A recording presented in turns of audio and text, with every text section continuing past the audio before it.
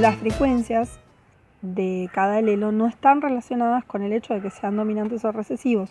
Un alelo recesivo puede ser muy frecuente, como por ejemplo en el caso de las poblaciones europeas, donde los alelos recesivos, por ejemplo para colores de ojos o tonalidades de piel, son altamente frecuentes, y entonces tenemos un montón de genotipos recesivos que están muchísimo más representados que los genotipos dominantes, ¿sí? Entonces el hecho de la dominancia y recesividad no tiene nada que ver con la frecuencia de los alelos.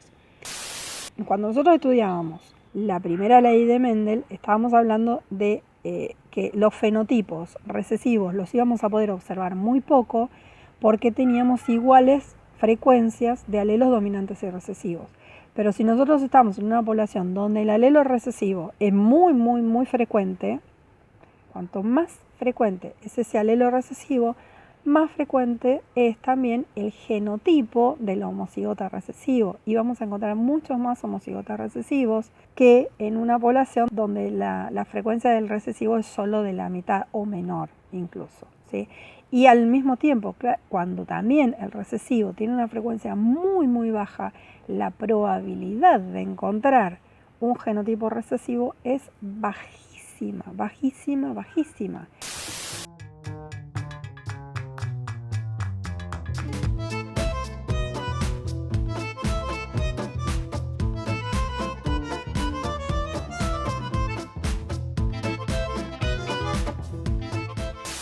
Por ejemplo, si nosotros teníamos entonces una frecuencia para el alelo dominante de 0,4,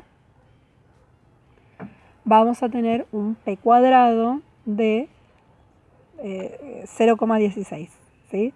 Y si teníamos una frecuencia para el alelo recesivo de 0,6, vamos a tener un Q cuadrado de 0,36. Vamos a tener muchos más homocigotas recesivos que homocigotas dominantes. Y la cantidad de heterocigotas va a ser de 0,4 por 0,6 por 2, ¿sí? Que es 0,48. Entonces, si sumamos 0,16 más 0,48 más 0,36, nos va a dar 1, ¿sí? Que es el total. Y siempre la sumatoria de todas las frecuencias de todos los genotipos nos tiene que dar 1, así como la sumatoria de P más Q, es decir, de las frecuencias alélicas, también nos da 1, ¿sí? Si tenemos dos alelos, dominante y recesivo, el porcentaje, vamos a tener un porcentaje de dominantes y un porcentaje de recesivo, la suma de esos dos porcentajes nos va a dar el 100%, ¿sí? Entonces, en términos de fracción, 0,6 más 0,4 nos va a dar 1. Y si hacemos la sumatoria del trinomio cuadrado perfecto, también nos va a dar 1, ¿sí? Y si desglosamos de ahí, de ese trinomio, y sacamos a ver cuál es la frecuencia de P y Q, nos va a dar que esas frecuencias se siguen manteniendo, van a seguir siendo de 0,4 y 0,6.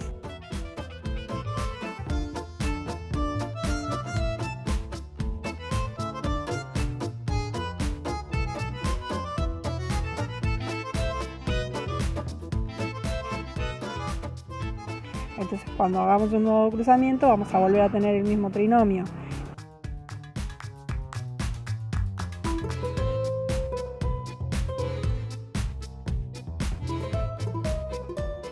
Y cuando desglosemos de ahí las frecuencias, vamos a seguir teniendo las mismas frecuencias.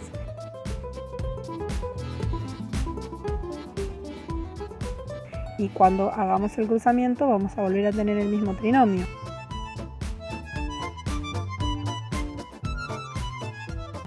Y cuando desglosemos de ahí las frecuencias, vamos a tener las mismas frecuencias.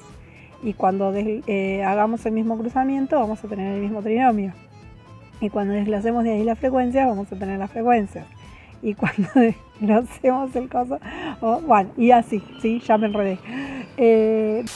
Si un alelo tiene una frecuencia de 0,01, la frecuencia de genotipos homocigotas va a ser de 0,01 al cuadrado, es decir, de 0,0001. Entonces, la cantidad de genotipos que vamos a encontrar no depende solo del hecho de si son recesivos o dominantes, sino también de cuál es la frecuencia de ese alelo en esa determinada población, que no necesariamente va a ser igual a la de la población del lado.